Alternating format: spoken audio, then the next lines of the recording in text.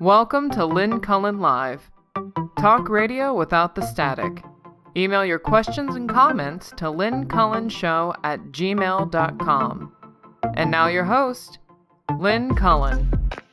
And a happy July 3rd to y'all.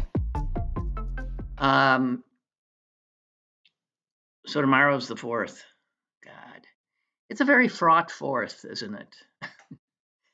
Very fraught for many of us with this sense of, well, historically, the reminder of what the date is celebrating, and the reality that nearing the 250th year of the nation's history, that we are in grave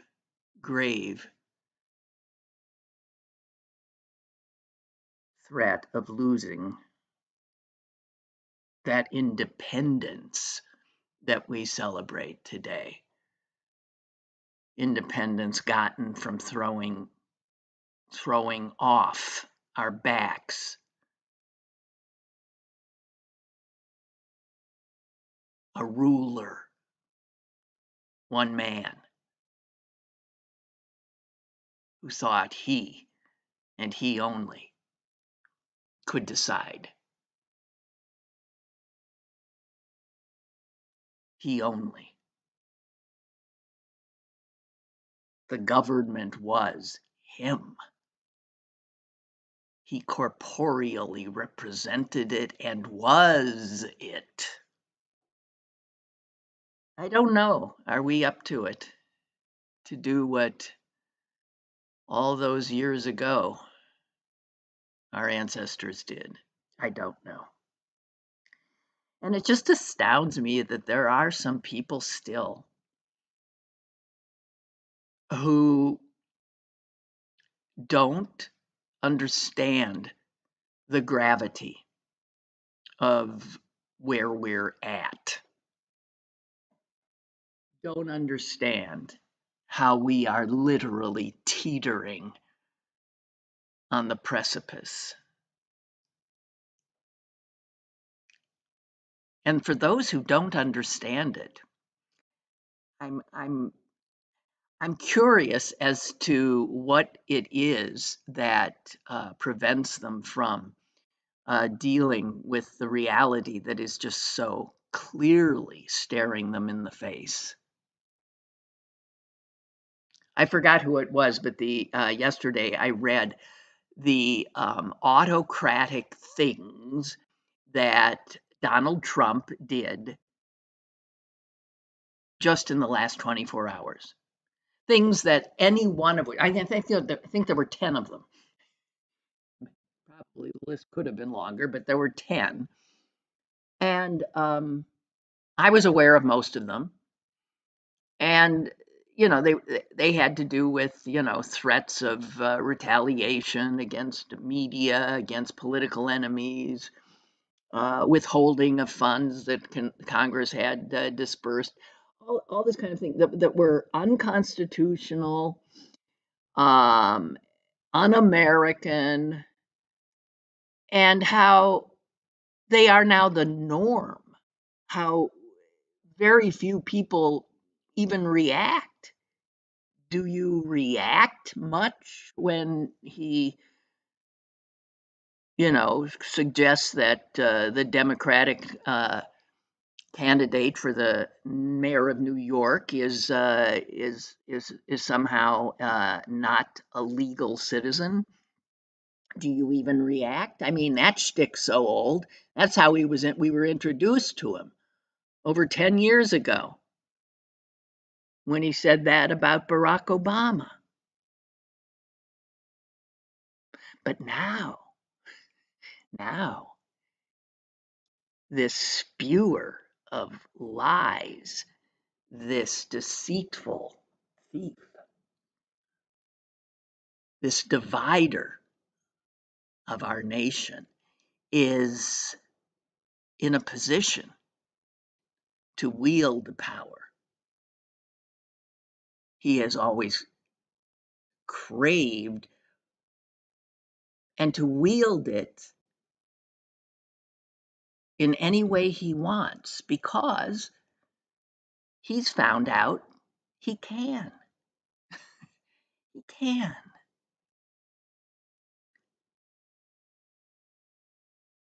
The Supreme Court has pretty much give him a gave him a, get out of jail free card.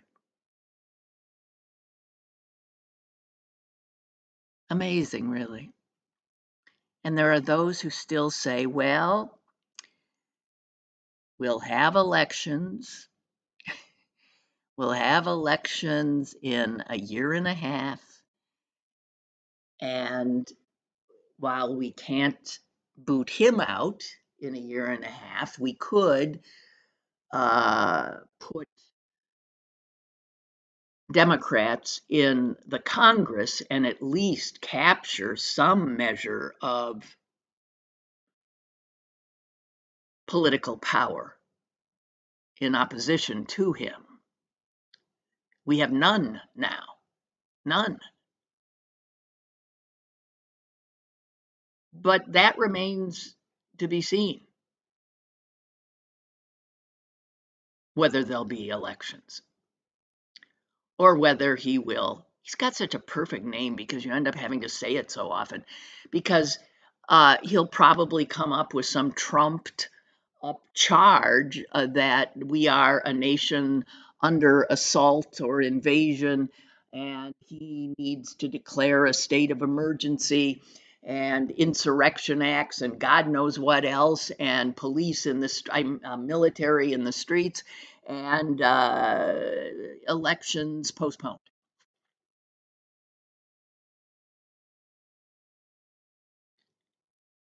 And anyone who still says, oh, he wouldn't do fill in the blank, well, they're whistling past the graveyard. So, just saying, unbelievable. So, the 4th of July, can I just go on a slight rant about something I probably do all the time, and that is fireworks?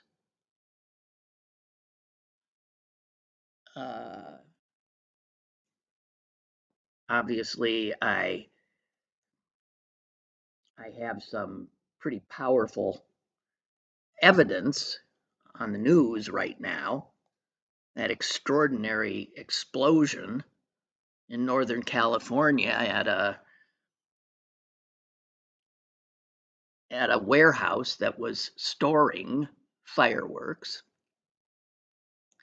I haven't heard the latest news. We know 2 people are dead, 7 are missing. I think if you're missing in a conflagration, an explosion like that, you are dead. So odds are there's 9 dead. That's one reason to maybe think fireworks are not a great idea.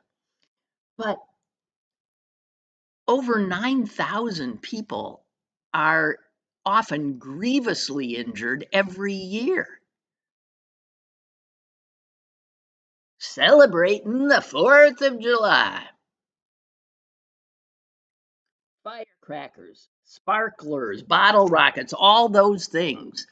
And I mean, my opposition to them has never actually been the potential grievous injury they cause, because, well, heck, I'm of a mind that if some idiot wants to play with fire, they be well advised it could be dangerous. No, my thing has always been the fact that it sounds like war. It sounds like gunfire and explosions and Well, it's why fireworks end. What is that? Is that Tchaikovsky's 1812 overture?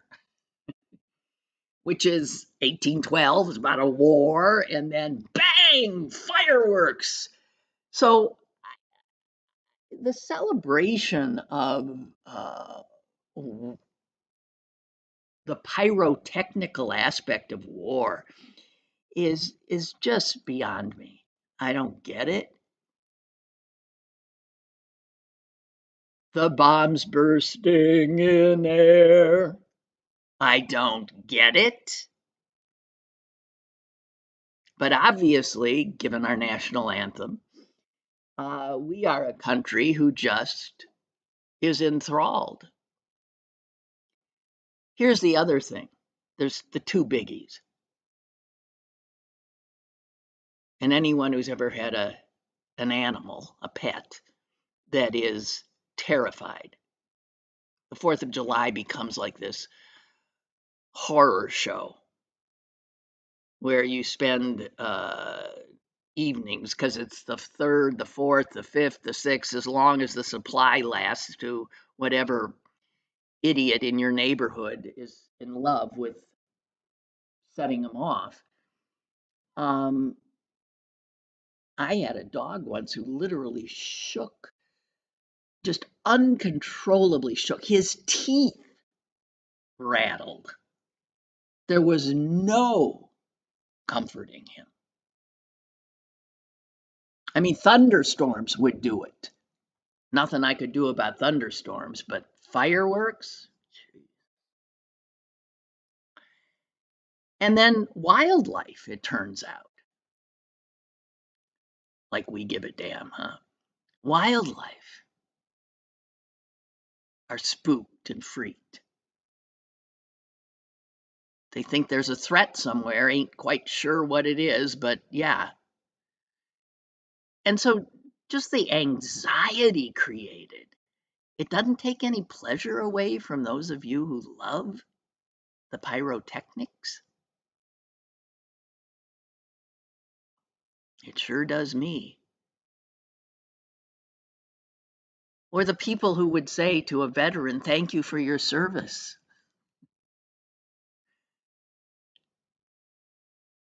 And then love fireworks displays that trigger in horrible, I'm sure, flashbacks for those who suffer from PTSD, and we know they number God knows what, hundreds of thousands, who knows.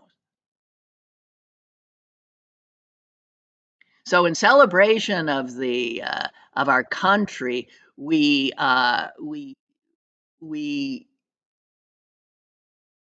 celebrate in a way that makes the men and women who have stood up and put their lives on the line to actually defend that country. We put many of them in the same position of my poor shaking dog, of unbearable suffering. I don't get it. Well, it's pretty. It's amazing. Well, you know what? Two things. One, I was stunned to learn that you can have the beauty without the sound. Yeah.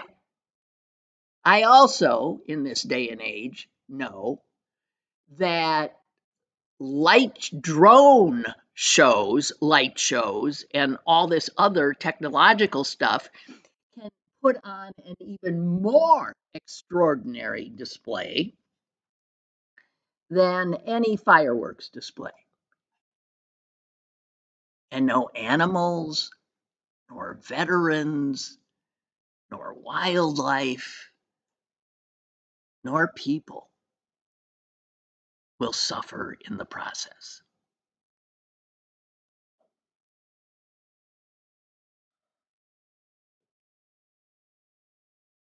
Ask any ER doctor if they look forward to tomorrow. for this weekend because they're going to be seeing it. They are going to be seeing it.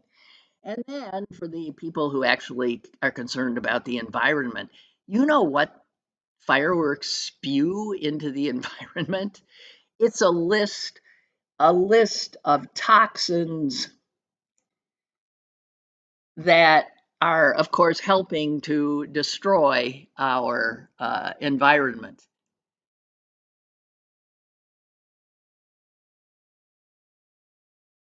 Pollute the air, pollute the water. What the hell? In 2023, fireworks caused an estimated $142 million in direct property damage just in this country. But, there are over 1 million fireworks displays every year globally. One can only imagine the injury. I don't get it. I don't. And this town has a particular love of fireworks. When I first moved here, I was just blown away by how often I heard the sound of fireworks or was driving somewhere and saw them going off over some hill somewhere and thinking, good God, what's going on? I suppose this is considered a Debbie Downer, party pooper kind of position. But I really don't think it should be because there are wonderful alternatives to the display. Granted, not the sound. And for those of you get off on the sound of war, I got news for you. I got some, we can buy you a one-way ticket.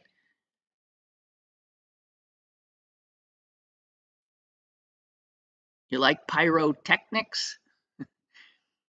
Send you to Ukraine, Gaza, right? So I just want to say I am so not looking forward to this weekend in that way at all. And also because it makes me think ill of my neighbors if, I hear them start setting things off maybe Sunday night because they've got stuff left over. I want to strangle whoever's doing it. I do. So it makes it doesn't bring out the best in me. Let's put it that way. Here's another little rant. Um,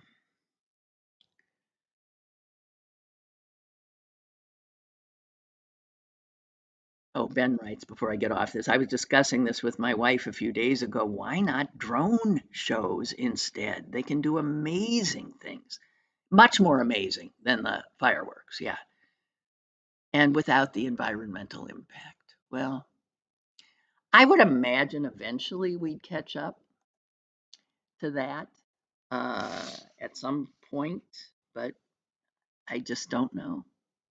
I don't know. Caller, go ahead. I see you there.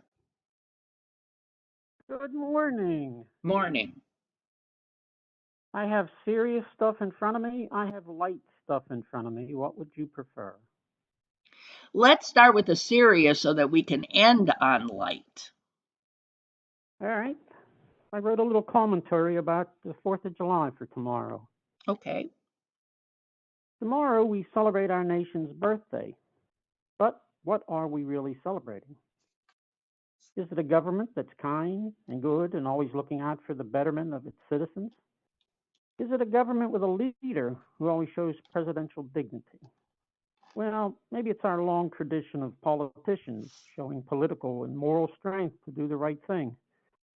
Oh, how about business and academic heads who don't give in to fear and knuckle under when times get tough? Well, could it be our impartial Supreme Court with their number one objective of justice for all in a nation of laws where no one is above the law? No, I got it. I got it. We celebrate speed in America, faster and faster. How fast can we throw tons of pyrotechnics into the air for any and all reasons? How fast can we grab people off the street, whisk them away to God knows where? How fast can we build a detention camp and give it a funny little name that makes the president chuckle? And how fast can we take away food from millions in the world and even at home? And in the worst irony of all, we celebrate how fast Joey Chestnut can eat hot dogs and televise it to the world. In 1776, a woman asked Ben Franklin, "What kind of government do we have?" And he said, "Madam, you have a republic, if you can keep it." Well, Ben's reply packed quite a punch, and his little if is now a big if. And if you believe in prayer, you might want to pray that when we celebrate and blow out the candles for this birthday, that it's not the last birthday. Well done. Well done, Rich. Thank you. Thank you. Now for some light stuff. You may Yes. now officially call me Farmer Rich. I picked my first ripe tomato this morning out of my garden. Wonderful. And tomatoes are known as pomme d'amour. How about that? Pomme The fruit, d'amour. really? The fruit of love? It's called the love apple. The love apple. Huh, The I didn't love know that. apple. Huh. And botanically, it is known as a berry. That's all very I weird. I don't think of a Yeah, tomato as an apple or a berry. That's weird. no. And I grow them for my whole apartment building here, and that's 48 units, so that's a lot of tomatoes that I Oh, got growing man. outside, right? And there's something about tomatoes, homegrown, that women love. There's not a day goes by that the ladies here say, "How are the tomatoes? How are they? Can I get one? Can I get one? When are we going to have it?" There's something about it. Something about it. And last week I forgot to tell you something about Paul Long.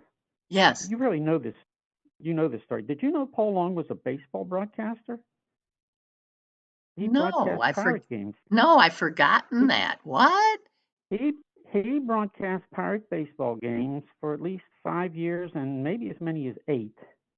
The broadcast team for the Pirates was Bob Prince, Yeah. Jim Woods, and Paul Long. Now, when the games were on radio, Prince and Woods did the game. They each did about 4.5 innings. And then when they would go on road trips, some of the games were televised, so they would jump in and do the television, and Paul would do radio all by himself, which was pretty astounding to do a whole game by yourself. It's not easy, and that's he suppose somewhere between 30 and 40 games a year, and he did it for 5 years. I don't think I knew that. Yeah, I would have thought that maybe you had discussed that with him somewhere along the way. No. Yeah, he was good at it. I'll tell you that. With that voice, I mean, how could you not fail with doing pirate baseball? Oh, for And heaven's there's sake. and there's a piece of folklore. Supposedly, well, he flew his plane to the games. Uh-huh. He didn't travel with the team. Yeah. And there's a folklore story that he landed in a lady's backyard one night when he had engine trouble and he had to get done. Yeah. So it must have been somewhere out in the country where he had an open space. And it's like midnight, 1 o'clock in the morning.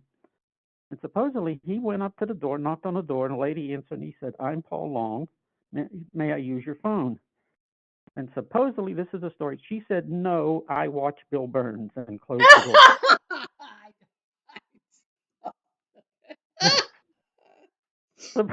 Supposedly that is the story. Well, no, here's my guess, because I think I do know he set his plane down on a highway. It might be the same time, and I know he did go up to some house, and that's true. Yeah.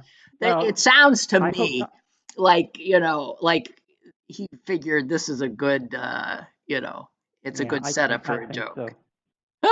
I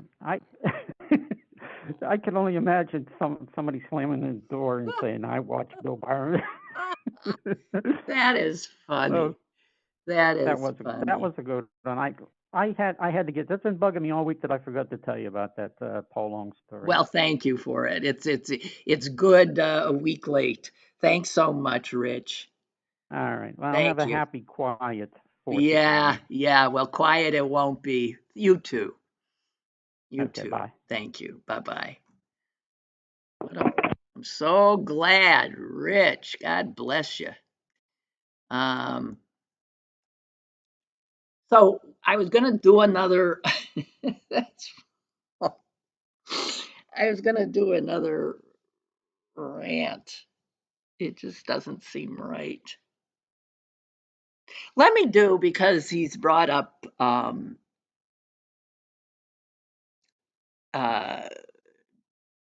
television and Channel 4 got me. I did see somewhere that some rich, generous soul uh, has anonymously given $10 million to the Pittsburgh Zoo. Um, and I guess in large part, it is going to be used to build a new giraffe barn. Now, if you think of it, a giraffe barn, uh, it'd be tall. It'd have to be tall, right? Now, but when I saw that, I was reminded of this funny, funny story that happened to me um, at the zoo and in my capacity as a reporter for Channel 4, WTAE. And I had been sent with a photographer to what was then the new giraffe barn. Yeah, so that'd be like, I don't know, 40 years ago. And it was right after they were starting to make the zoo into, a better place for animals, to allow animals to have natural habitats. And they had built this thing so that the giraffes could walk out of the barn into what was to be, you know, like their natural African environment, a grassland. And so there was this large, grassy area that was now behind the barn. And we were there to film the giraffe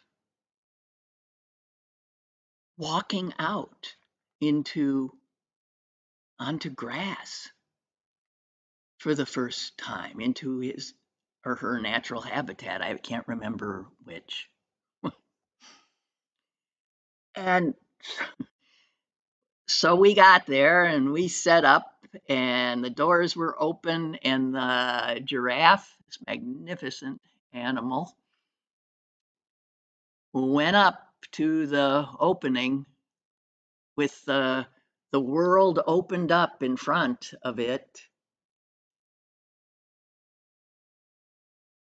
and wouldn't move. It was so, I guess, I mean, who knows what, inured, used to that enclosure, the barn it was in,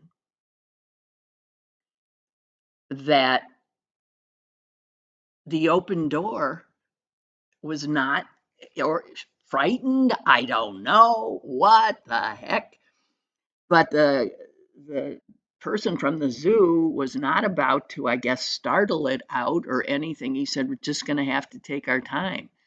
Well, time is not something TV reporters necessarily have. And the photographer is, wearying, standing there with that heavy camera on his shoulder and waiting and waiting and waiting. And then finally he says, listen, he said, hang on just a minute. I'm going to go get I can't remember what from the car. So he walked, put his camera down, walked back to the car to get whatever it was he was getting, can't remember. And the car was parked down a drive, not, behind the barn, not far. He goes to the car, gets whatever it is he's getting, and, slams the door as he's coming back. The slam door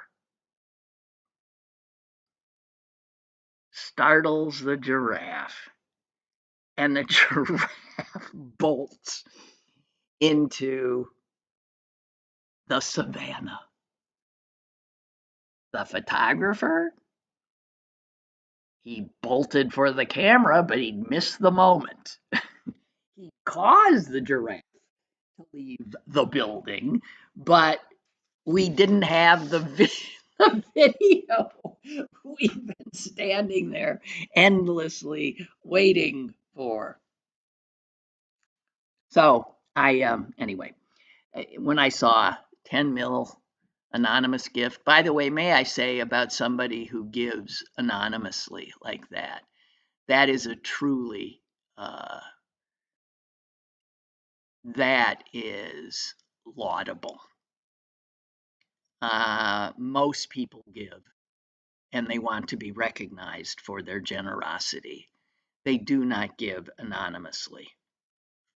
I include myself. I mean, whenever asked, can we give your name or whatever, put you on our list of donors, I always say yes, because I think you're supposed to let other people know that, hey, look, so and so's giving, you should give. But also there is this in the back of your head, so people will see that I am whatever.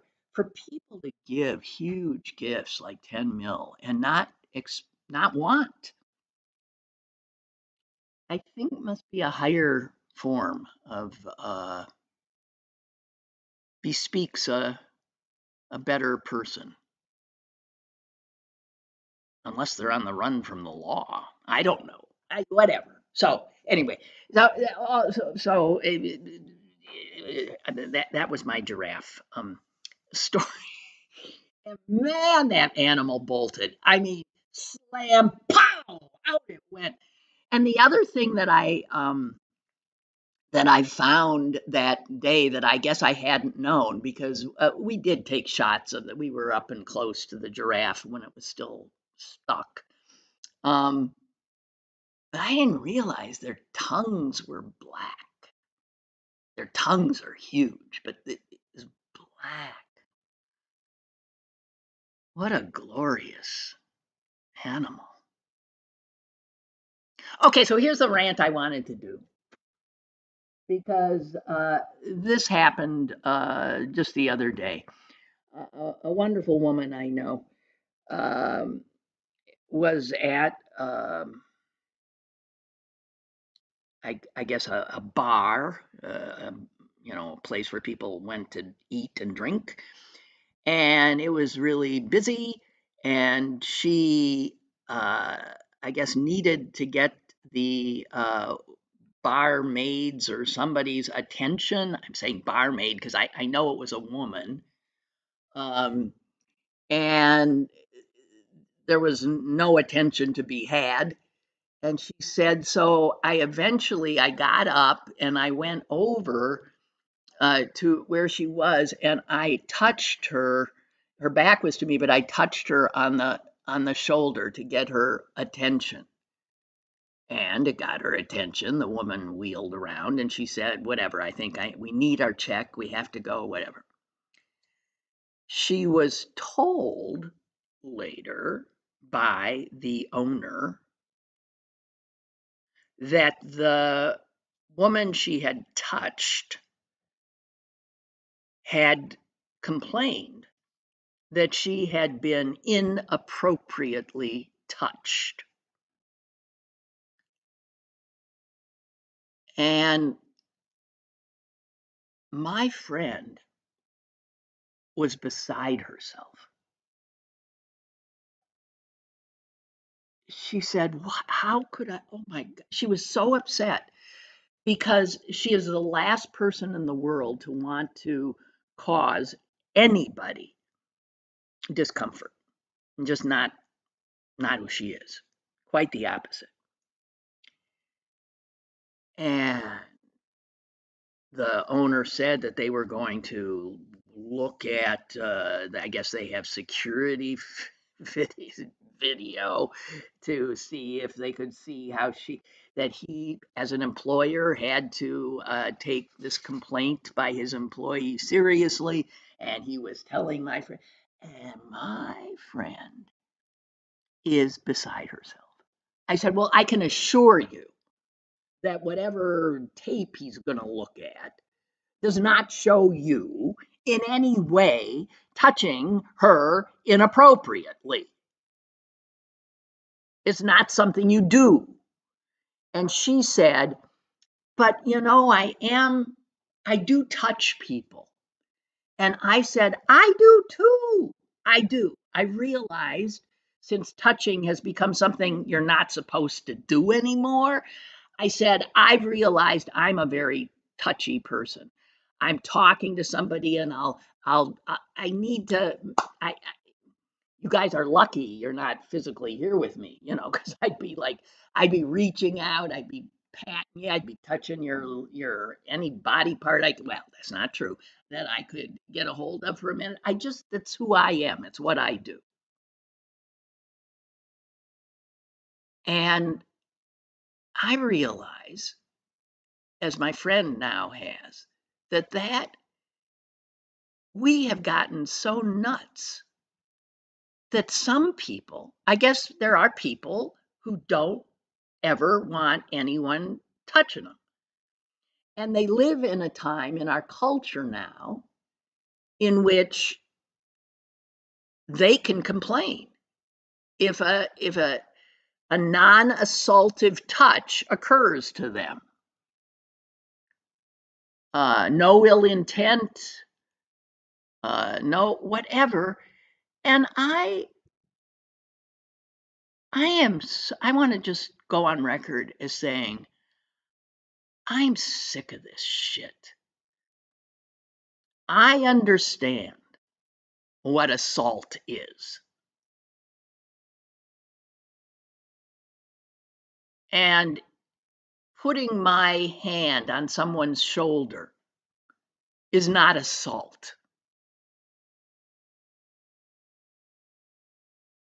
And inasmuch as it's come to mean that to some people is mind-blowing to me.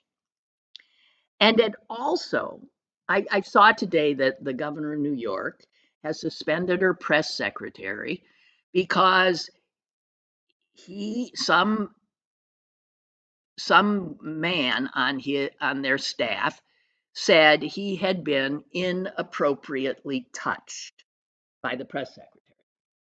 Now, that very well may be true. I don't know. But I saw that the governor said anyone who crosses the line will have to deal with me, she was saying. That's why she immediately suspended this guy. Not proven that he did anything, but the allegation was made that he inappropriately touched. And then she says, anyone who crosses the line, I'll deal with. Here's my question. Where's the line? Where the hell is the goddamn line?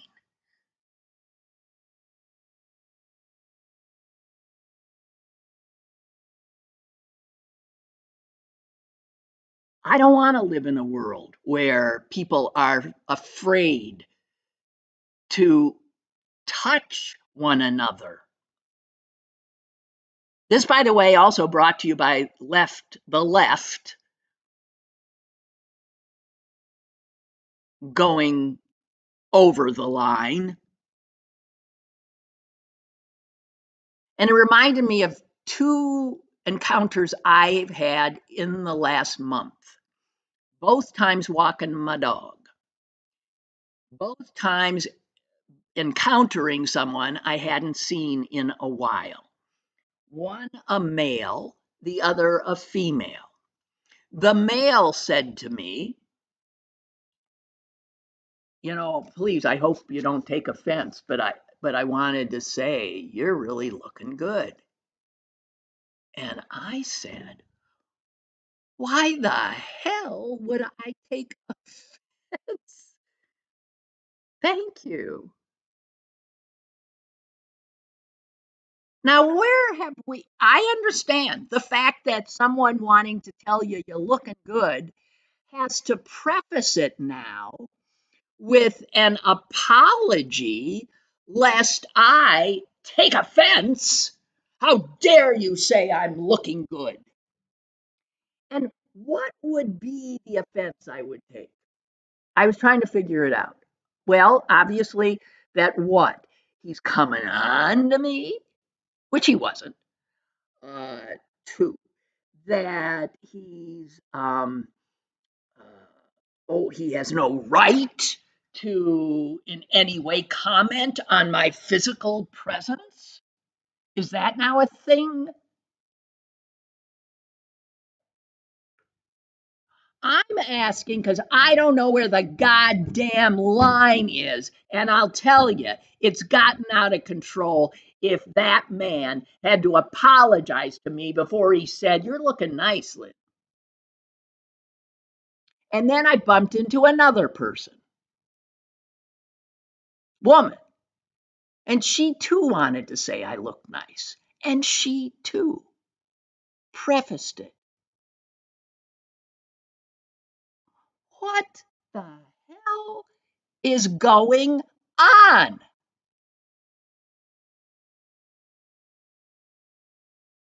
I can't think of anything nicer than to say to somebody, even a stranger, which I have done many times. It makes me feel good, and I figure I'm making the person feel good.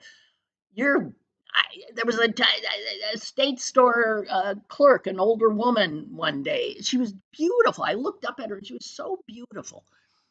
And I just said, "You are so beautiful."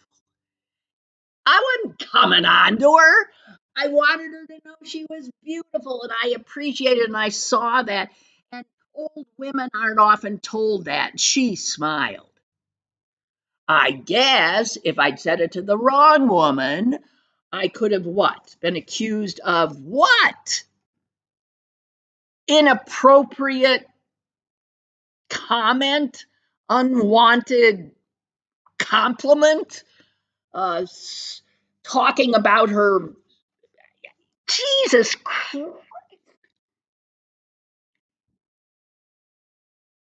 I know there are people who don't know where boundaries are.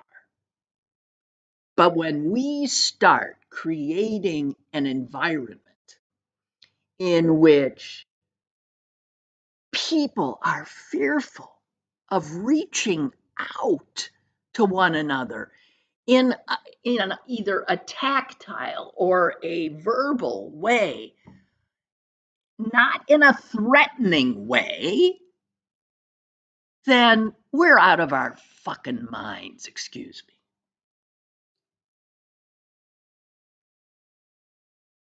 Anyone who crosses the line, said the governor. Well, somebody please, before it gets to the Supreme Court, define the line. The thing is, it's like, obscenity. I know it when I see it, but it's personal. My line ain't where your line is. But are we all now supposed to have to go to the person whose line is don't touch me, don't comment in any way on my appearance, don't look at me for longer than 2 seconds at a time, otherwise I will feel assaulted? Is that the line? I hate it.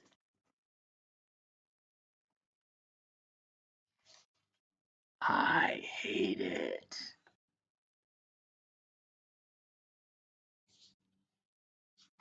Jesus. That this gentle, kind, sweet woman could be accused of somehow assaulting another is so beyond comprehension. And yes, it has to be dealt with. We ain't real good at line drawing anymore.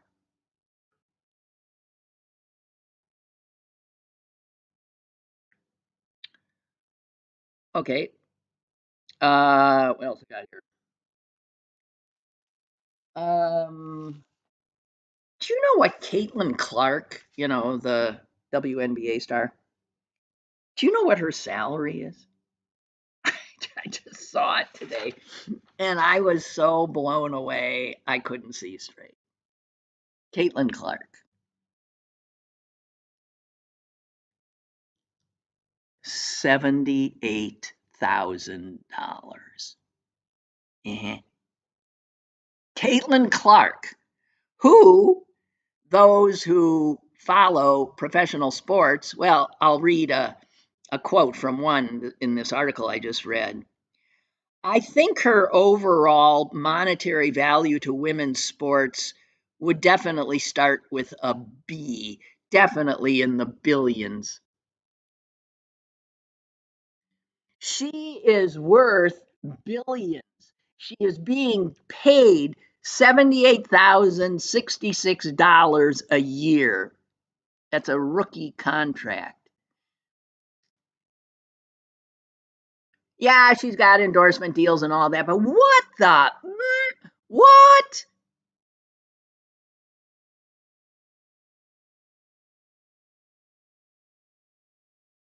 The team she's on, the Fever,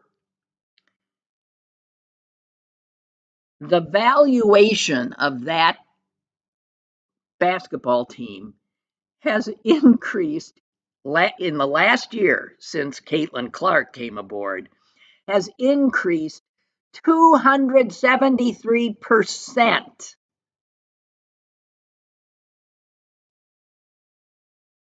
And other WNBA teams, who she doesn't even play for, have seen their valuations rise on average 180%.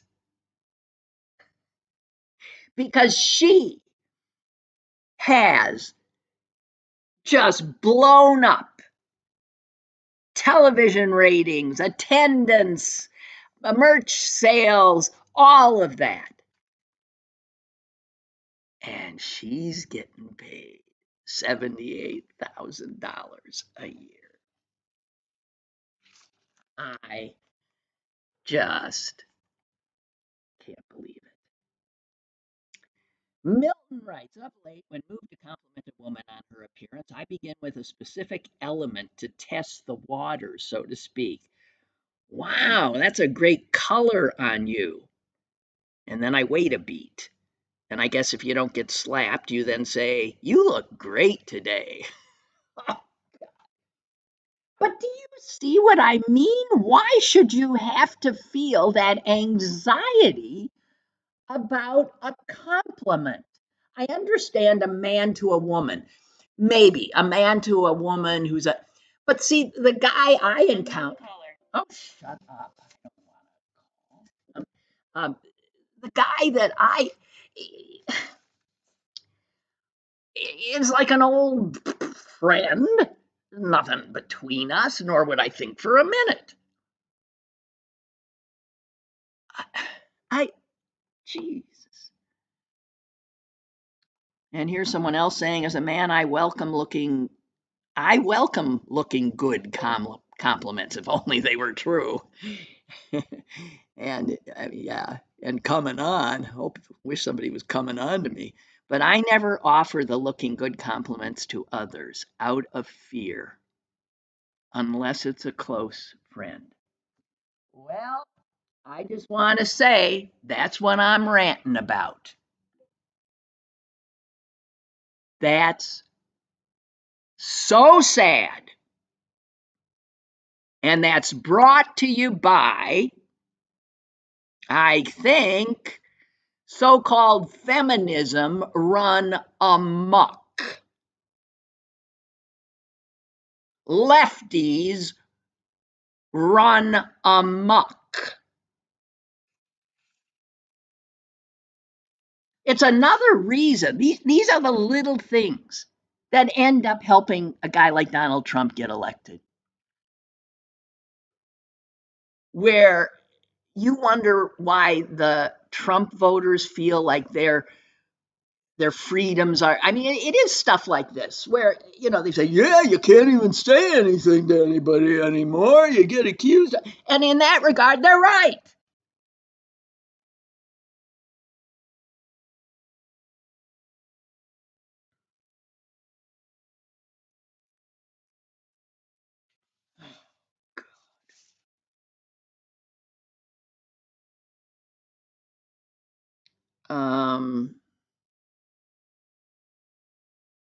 What else I got here? Oh, I got 9 minutes. So I'll tell you what. It's a Thursday, so that means I stuff is accumulated that I've never gotten around to, and just let me, if I may, uh, just throw some stuff at you. So this is apropos of nothing, just stuff I've pulled. Oh man, it's probably all depressing. Well, here's something that I just found astonishing.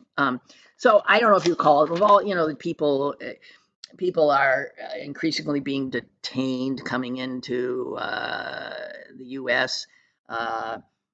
People who even live here, people who whatever they're lucky if they're not summarily grabbed and sent off to Gulag and God knows where.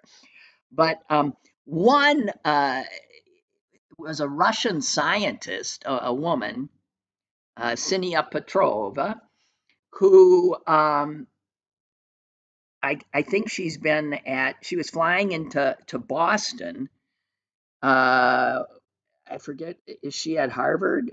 Yeah, she's at Harvard Medical School. And she does research there. And she had been out of the country and was coming back. And this is some time ago because she got grabbed. And she was recently released from 4 months, 4 months in some friggin' detention center. And she only got out because, of course, somebody sued. Some judge said, get her the hell out of there.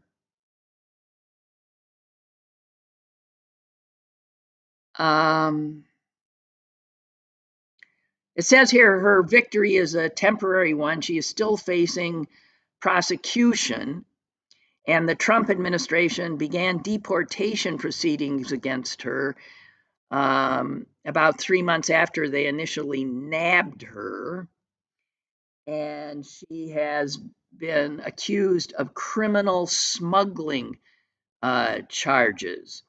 They're intending to deport her back to Russia, which is a country she is from, but she fled 3 years ago for political reasons and is fearful of being arrested or even killed if she is returned to Russia.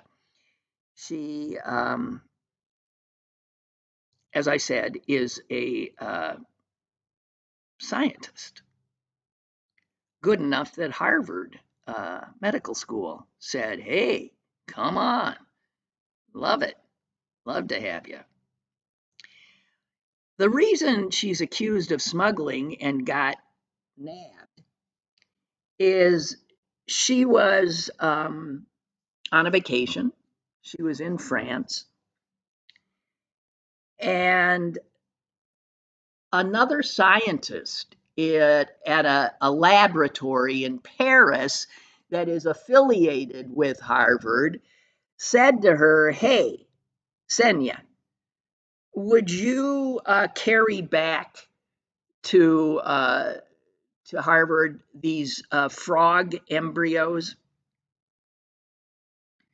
In fact, her supervisor at Harvard Medical School had requested that the embryos somehow get to him.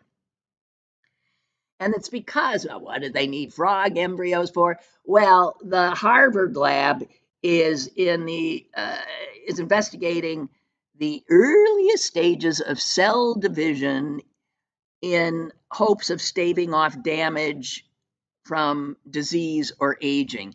And apparently the early changes of cell division are most easily observed in the eggs of a certain kind of frog, which were the embryos that she was carrying.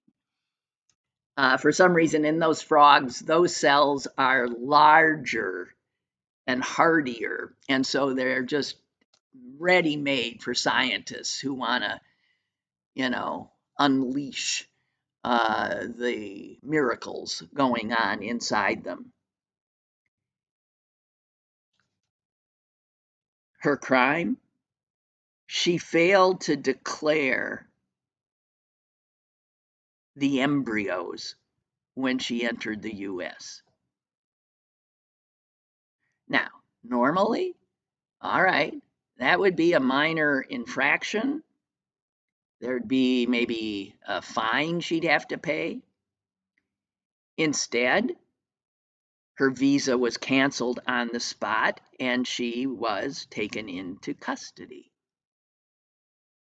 and didn't get free for 4 months. God knows what happened to the friggin' frog embryos, but Harvard, I suspect, doesn't have them. When all this finally got to a judge, the judge said, well, were these dangerous in some way? I mean, you can't be bringing some things into the country, blah, blah, blah. And the fact is that the embryos she was carrying into the country were wholly non-hazardous, non-toxic, and posed a threat to no one. But she continues to be under threat of being sent back to a country she fled for fear of her life. Thank you to the Trump administration for keeping us safe from frog embryo bearing Harvard scientists.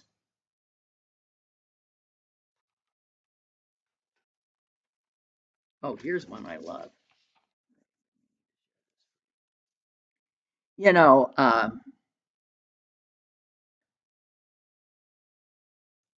Oh no, that's not it. Damn it. Wait a minute. I'll find it. Here it is. Housing, the cost of housing is a huge issue, and it's why there's an increase in homelessness. Everybody will say, oh, it's they're mentally ill and drugs. No. So many people live now one unexpected bill away from not being able to afford a roof over their heads. So the cost of living, get this, in California is now so high, and California's got what, the largest homeless population? The cost of living in California is so high that people with, you won't believe this, 6-figure salaries qualify for low-income housing. So Caitlin Clark, if she lived in California with her measly whatever that was, 78,000, would be deemed low income enough to qualify for low income housing.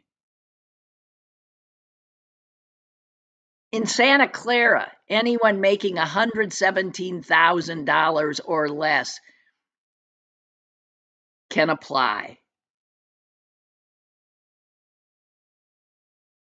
In San Francisco, anyone making $109,000 or less can apply. That is considered low income. And the dollar is off to its worst start in a century. The dollar has weakened more than 10% in the last 6 months. Trying to think what the last 6 months would be. Oh, the last 6 months. You mean since Donald Trump took over? The dollar has lost 10% of value? Yeah, it says here, the combination of Trump's trade proposals, I guess those would be tariffs, inflation, worries about rising government debt, that would be the big, beautiful bill. All of that has weighed on the dollar, which has also been buffeted by sliding confidence in the world of the role of the United States as the center of the financial system. So there you have it. Just wanted to, in case you missed that little gem. Okay, that's your country. That be your country. And that big, beautiful bill, I guess that's right. What, right? Is it passing like right now? Wonderful. Republicans throwing their own voters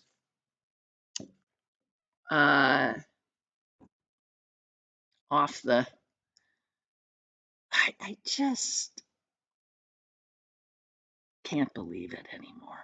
Okay, that's it. Thank you all for joining me in as much as you did. And I always say this on Thursday, God help us, just God help us for what the next 3.5 days until we speak again. God help us with what we're going to endure. Happy Lynn Cullen Live, Monday through Thursday from 10 a.m. to 11 a.m. and archived at pghcitypaper.com. The opinions expressed on Lynn Cullen Live are those of the host and do not necessarily reflect the viewpoints of Pittsburgh City Paper or its advertisers.